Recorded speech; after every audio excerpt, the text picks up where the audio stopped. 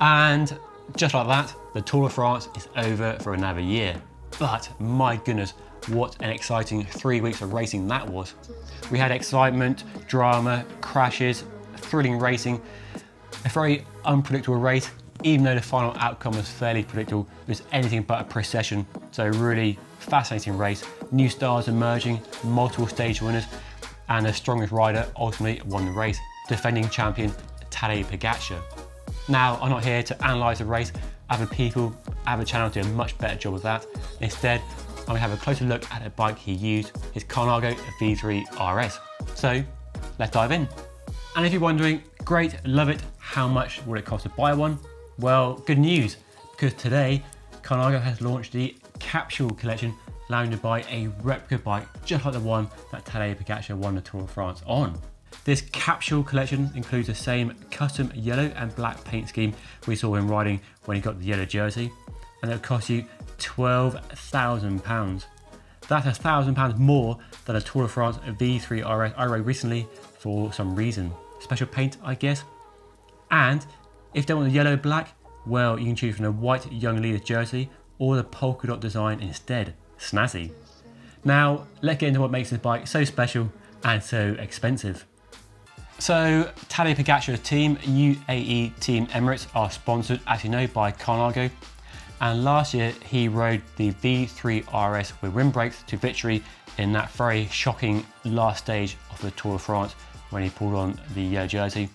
And it's the same bike pretty much that he used for 2021. The big difference is for this year's race, he mostly used disc brakes, save for those two mountain stages in the Pyrenees, which he won back to back, which he switched to rim brakes.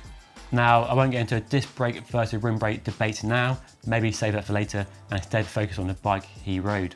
The V3 RS is Colnago's kind of lightweight aero bike, similar to a Tarmac SL7 if you want. Bike designed to be aero, you see the one-piece handlebar and stem, the down tube, seat post and so on, but also lightweight, so sub 900 gram frame weight, and also very stiff, because a rider like Tadej Pogacar, with his explosive climbing ability, wants a bike that can be really, really stiff when he puts the power down, so it won't flex or twist at all. The bike is fitted with Campagnolo's top-end super record EPS group set, so 12-speed electronic shifting with hydraulic disc brakes on this version, or mechanical rim brakes on the other version. The one big benefit of the disc brake version is that all the cables and hoses are internally routed in a one-piece carbon handlebar and stem, whereas on the rim brake version, the front brake cable is outside of the frame and handlebar. Tricky to route brake cables inside the one-piece handlebars and stem, like through a stereo tube and so on. So Campagnolo Super Record EPS, lots of carbon fibre on the cranks, the rear mech and the brake levers as well, and they match the Bora Ultra WTO 45 wheels, which are a brand new wheel set that the Italian bike brand launched earlier this year. You might see my review, link above if you missed it. So brand new top end wheel set, clincher and tubeless only, but if you look closely at the bike he was actually racing, for the most part, using Bora 50 tubular wheels, which are tubs basically with the tyres glued onto the rims because they are quite a bit lighter than the clincher tubular setup we have here. The handlebar is a one-piece carbon fibre affair from Dada, so aero tops, really sits flush with the head tube. All the cables and hoses are inside as well for clean lines and they go into the head tube.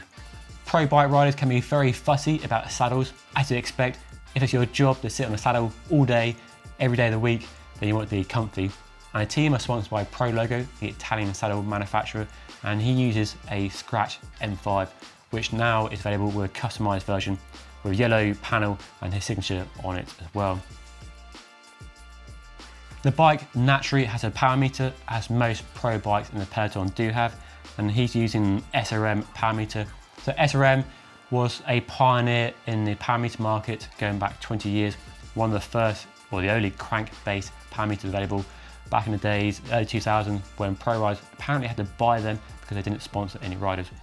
But now a lot of teams use the SRM, although other options are available. So we're seeing Shimano, SRAM, and other companies now come into that market. So SRM don't have the dominance they used to, but UAE Team Emirates are using it. So it's a dual-sided spider-based power meter. You can see the SRM logo on there, neatly integrated into the Super Record crank arms. Doesn't look quite as nice as the stock Super Record crank set, but if you want power measuring, that's the way to go. And that sends the data up to a PC8 computer on the handlebars using an out front mount.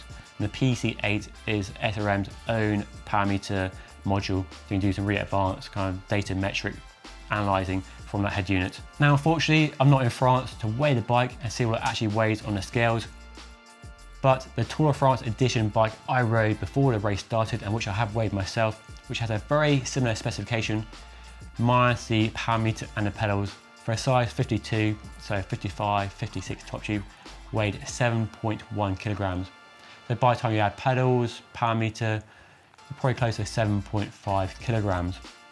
And while he rode the bike for most of the Tour de France, including that double ascent of Mont Ventoux, for the 2 mountain stages in the Pyrenees that he won, he opted to go back to the rim brake version of the V3 RS.